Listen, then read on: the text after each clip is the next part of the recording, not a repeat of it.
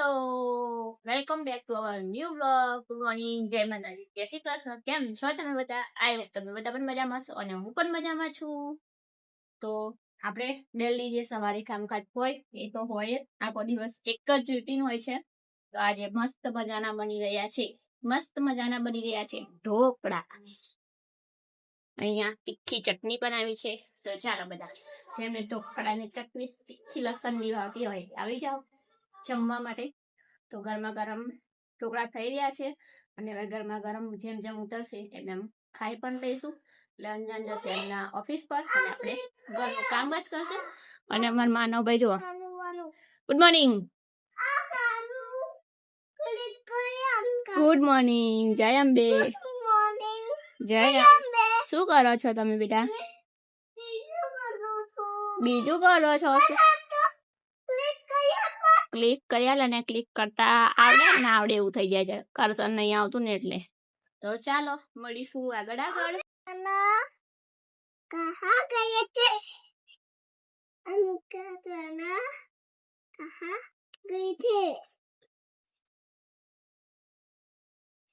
પછી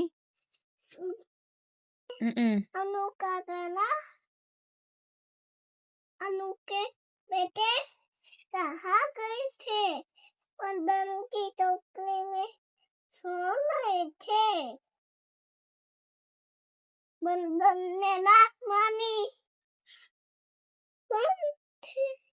બંધ છે બેટા. પછી મમ્મી ને ધ્યાન કરના. પછી પાપા ને पैसे दिए. પછી भैया ने लड्डू दिए. फिर से खा रहे थे. अनुकी बेटे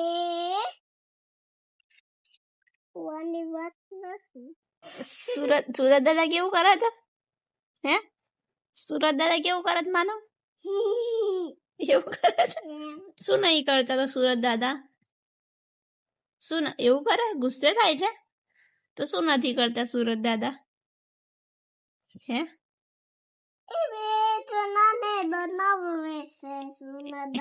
એવું એવું બરાબર.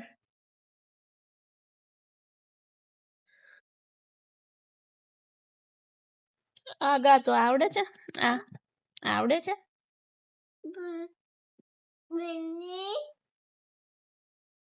कहाँ से आए? બસ બસ બસ. પછી આગળ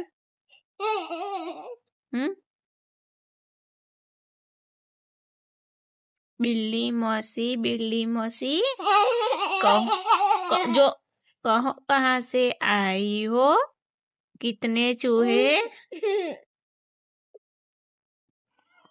કુદરતની કમાલ જબરજસ્ત જ હોય છે ઓલવેઝ.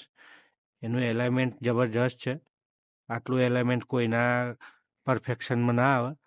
જે આની વચ્ચેની જે સ્પેસિંગ છે ને એ જબરજસ્ત છે. જો અત્યારે કરન્ટલી એ વર્કિંગ ઓન એની પ્રોસેસમાં છે. જો કેવું બનાવે છે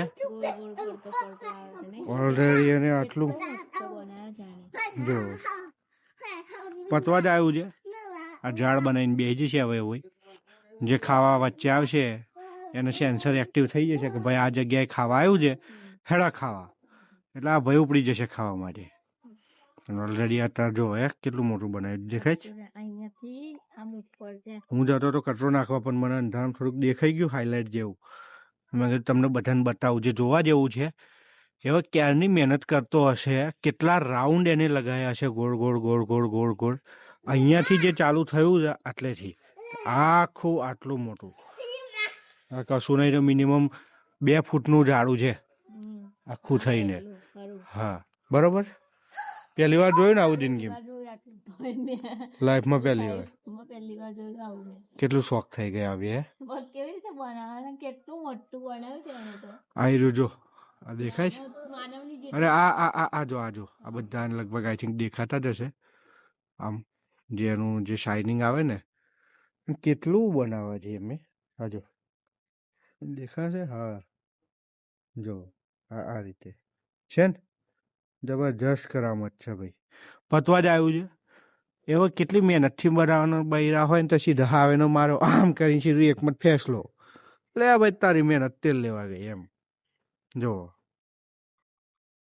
તો ચલો એની કામ કરવા દો આજનો દિવસ એને રહેવા દો કાલે સવારે કાલ સવારે બિચારીને એને શહીદ જ કરવાનું છે નહીં ઝાડા હો ભાઈ એને નહીં અત્યારે એનું ઝાડ તૂટી જશે ઝાડ તૂટી જશે કાન કરે અમારે છોડ તુલસી વાળા હા લો આ બાજુના ભાગેથી બતાવું છું તમને હું આવું કંઈક છે જો આ ઝાડુ દેખાય છે હવે દેખાય complete અરે આમાં ક્લિયર દેખાય જો આમ આખું ગોળું. આ વચ્ચેની જે સ્પેસિંગ છે ને સ્પેસિંગ જો હે કોઈક જગ્યાએ રહી જાય બિચારા નવો નિહાળ્યું છે હજુ પેલા બીજા ધોરણમાં બનતો હશે બાકી આ જો છે ને?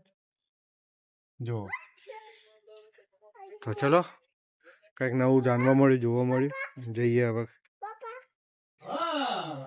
તો ચાલો વાગી ગયા છે રાતના 10 નો સમય થવા આવ્યો છે હજી અમારે આજે જમવાનું બાકી છે તો 6:30 પોણા 7 નાસ્તો કર્યો હોય તો કોને ભૂખ હોય સાચી વાત ને કેમ કે 6:30 ની આસપાસ અંજન આવ્યા હતા જોબ પરથી એટલે બહુ ભૂખ લાગી હતી કેમ કે સવારે ઢોકળા જ ખાધા હતા તો ચા નાસ્તો કર્યો અને જમવાનું બાકી છે તો ચાલો આપણે જમી લઈએ એ પહેલા તમને એક અગત્યની વાત જણાવી દઈએ અગત્યની વાત એ છે કે ગેસ સિલિન્ડરની સપ્લાય બંધ થઈ ગઈ છે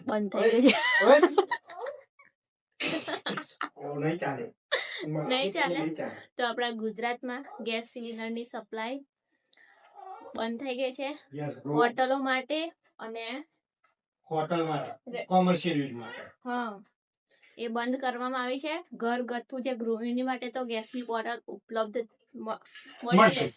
મળી રહેશે એ પણ લિમિટેડ સ્ટોકમાં લિમિટેડ સ્ટોકમાં તો ગેસનો સ્ટોક ના કરશો સ્ટોક ના કરશો કેમ કે છે જ કેમ નહીં કે અછત આપણે ઊભી કરશું તો આપણે જ પ્રોબ્લેમ થશે તો લિમિટ અનલિમિટેડ મને પણ લિમિટેડમાં કન્વર્ટ થઈ જતું આમ કેવો સાચીને વાપરીએ ને એવી રીતે વાપરજો ગેસ અત્યારે બધે ગેસ ની અછત સર્જાઈ ગઈ છે ગેસ ની બોટલ મળતી નથી અને અમાર તો અહીંયા એક જ બોટલ છે અમે ઘરેથી બોટલ લાવીએ છીએ એટલે હવે જોઈએ ક્યારે ગેસની બોટલ મળે છે શું થાય છે તેલના ભાવમાં પણ વધારો થઈ રહ્યો છે 75 રૂપિયા થી 45 રૂપિયા સિંગ તેલના ભાવમાં 3000 રૂપિયા પહોંચ્યો છે હા આપણે બચી ગયા 28 લાવી લીધું બરાબર એ વાત ઉપર શંખનાદ નહીં કરવો ના શંખનાદ નહીં કરવો હું કેવું છે એટલે હવે આ યુદ્ધ જ્યાં સુધી પૂરું નહીં થાય ત્યાં સુધી આપણા ભારત પર